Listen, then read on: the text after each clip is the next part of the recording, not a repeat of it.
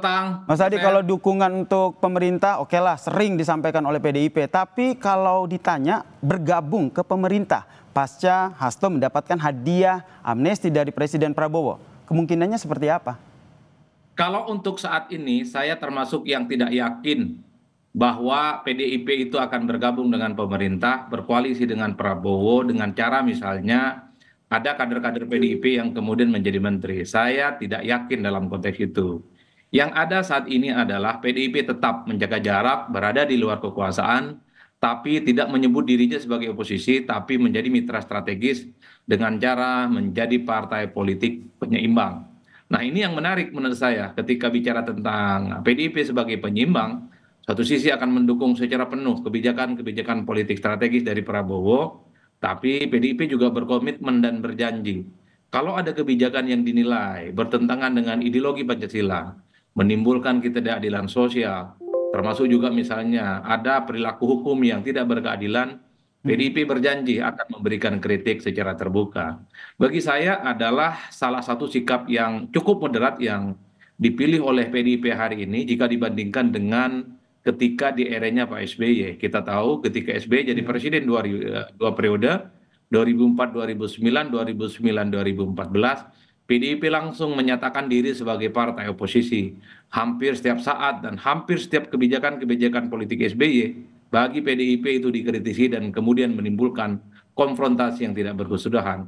Karena Oke. memang kita Mhm. tahu ada jarak psikologis memang antara SBY dengan Mega, antara Partai Demokrat dengan PDIP itu kan tidak akur. Tapi ketika bicara dengan Prabowo Subianto, saya kira semua persoalannya agak berbeda. Secara personal, Prabowo dengan Megawati baik-baik saja dan secara politik Mhm. antara Gerindra dan PDIP bahkan diklaim sudah seperti kakak Mhm. dan adik. Jadi di situ yang kemudian saya tafsirkan. Kalau kita bahasakan dengan bahasa anak muda saat Apa itu? ini seperti teman tapi mesra. Di Mhm. luar tapi Mhm. bersahabat cukup mesra dengan Mhm. kawan-kawan yang Mhm. ada di pemerintahan Mas saat Adi, ini. sorry saya potong. Apakah ini yang jadi pertimbangan dari PDIP ini salah satunya adalah kalau kita berbicara soal Prabowo yang tidak hanya menjalin komunikasi dengan Megawati dan juga PDIP, tapi juga dengan Joko Widodo. Kalau saya membaca rata-rata secara umum, memang DNA PDIP itu adalah di luar kekuasaan ketika kalah dalam pemilu. Mhm. Khususnya kalah dalam pilpres. Karena di berbagai kesempatan misalnya elit-elit PDIP selalu menegaskan bahwa kalau kalah itu memang sebaiknya di luar dan menjadi check and balances sebagai upaya untuk menciptakan kekuatan politik yang seimbang. Dalam konteks itu memang harus kita apresiasi, Mas. Di tengah semua partai politik kecuali PDIP hari ini itu sudah menyatakan diri sebagai bagian dari koalisi pemerintah hampir 90%.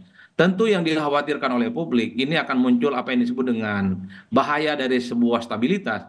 Karena kalau 100% bergabung Mhm. dengan pemerintah, orang bertanya, kira-kira siapa nanti yang akan bersikap kritis, protes ketika ada kebijakan yang tidak pro rakyat. Makanya ada angin segar sebenarnya ketika PDIP memilih menjadi partai penyeimbang. Satu sisi berkomitmen siap bekerja sama dengan pemerintah, tapi kalau kemudian ada Mhm. kebijakan itu pro rakyat, PDIP berjanji akan memberikan Oke. satu serangan-serangan yang cukup tajam dan Mhm. kritis. Saya kira itu adalah kabar Mhm. baiknya. Itu Cuman dari yang PDIP dikatakan, menurut Anda. Kalau Mas Adi melihatnya dari Gerindra sendiri atau dari Prabowo-nya sendiri, pengennya, maunya itu PDIP gabung masuk ke pemerintahan atau cukup dukung dari luar aja? ya saya kira memang kalau melihat rata-rata secara umum mazhab politiknya dari Prabowo Subianto, itu adalah mazhab gotong royong dan merangkul semua partai politik. Bahkan sejak terpilih jadi presiden, dilantik 20 Oktober 2024 yang lalu, Prabowo Subianto mengatakan akan merangkul semua pihak, merangkul semua kelompok, tentu sebagai upaya untuk melakukan kerjasama politik, membuat Indonesia menjadi Mhm. bangsa yang hebat, menjadi bangsa yang kompetitif. Karenanya, rumus dasarnya adalah kerjasama dengan semua eksponen, Mhm. rumusnya adalah menciptakan stabilitas politik. Tentu dari lubuk hati yang paling dalam, kekuasaan hari ini berharap juga PDIP sebagai partai pemenang pileg bergabung menjadi bagian di dalamnya tentu Mhm. untuk memperkuat bagaimana menghadapi persoalan-persoalan yang dihadapi. Tapi bagi Mhm. saya gabungnya PDIP ke pemerintahan Pak Prabowo itu hanya sebatas formalitas.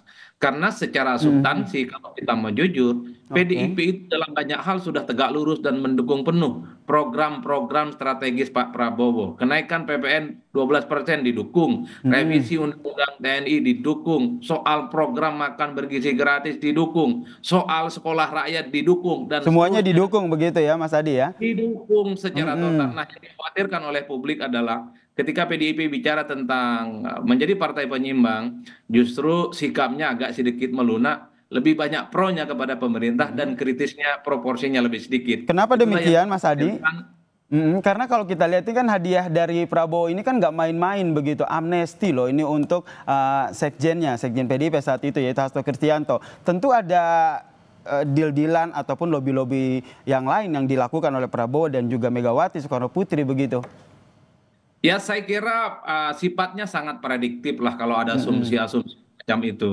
Karena kalau kita mau jujur sebenarnya secara prinsip, kan ada sekitar 1.116 orang yang diberikan amnesti, salah satunya Hasto dan kemudian Pak Tom Lembong yang diberikan Abolisi. abolisi. Iya, tapi memang yang selalu menjadi pembicaraan itu soal Hasto dan Tom Lembong karena ada argumen politiknya sebagai upaya untuk menjalin kerjasama, menciptakan harmoni politik sehingga tidak ada gonjang-ganjing dan kegaduhan yang tidak Mhm. berkesudahan. Karena harus kita akui, Mas, bahwa sepanjang peradilan Pak Hasto dan Tom Lembong itu kan terjadi huru-hara dan gontok-gontokan bahwa baik Pak Tom Lembong ataupun Hasto itu kan dinilai Mhm. nuansa politiknya jauh lebih kentara dibandingkan dengan persoalan hukum sehingga pemerintah saat ini dan pemerintahan sebelumnya itu dikritik sedang mentarget dan melakukan kriminalisasi. Jadi wajar Mhm. kalau kemudian ketika muncul amnesti dan kemudian abolisi ini dianggap sebagai kado indah bagi PDIP dan kado indah bagi Tom Lembong dan para pendukungnya Oke, yang kado indah buat PDIP begitu ya amnesti ini. Kalau lihat dari PDIP, kemudian dari Prabowo, termasuk Gerindra. Kalau Mas Adi sendiri melihat partai-partai pendukung Prabowo sendiri melihatnya seperti apa? Sebagai sebuah ancamankah kalau PDIP gabung ke pemerintahan atau sebagai sebuah ini makin solid dong kita? kalau mau jujur sebenarnya secara alamiah menambah orang baru, menambah partai baru yang tidak berkoalisi dari awal ini tentu akan menimbulkan gejolak, tapi pasti tidak akan ditampilkan. Mhm. Karena orang-orang baru ini adalah orang-orang yang saya kira memang akan semakin banyak menempatkan posisi-posisi strategis nantinya di pemerintahan. Apalagi yang diajak itu adalah orang kaya seperti PDIP. Apalagi yang diajak itu adalah partai besar yang saya kira memang daya tawar politiknya pasti di atas Oke. rata-rata. Mhm. Dibandingkan dengan partai yang lain, harus diakui partai sebesar PDIP sebagai partai pemenang pileg, kalau masuk menjadi bagian kekuasaan di dalamnya, tentu itu dikhawatirkan akan membuat partai-partai yang kecil, Baik. partai-partai yang lain yang sejak lama bersama dengan pemerintah, Mhm. daya bergennya tidak terlampau kuat. Untuk apa Oke. bergen dengan yang lain Mhm. kalau PDIP sudah bisa diajak bekerja sama dari dalam? Kan Kita itu sejak nantikan ya ini ya Mas awalnya. Adi ya. Karena ini masih masih jadi tanda tanya kita semua. Terlebih Hasto Kristianto ini juga belum mendapatkan posisi apapun dan posisi sekjen PDIP juga masih kosong nih. Ini menarik untuk kita simak bersama seperti apa dinamikanya ke depan. Terima kasih Direktur Eksekutif Parameter Politik sekaligus analis politik telah bergabung bersama kami di Kompas Petang. Terima kasih Mas Adi. Terima kasih Mas, selamat sore.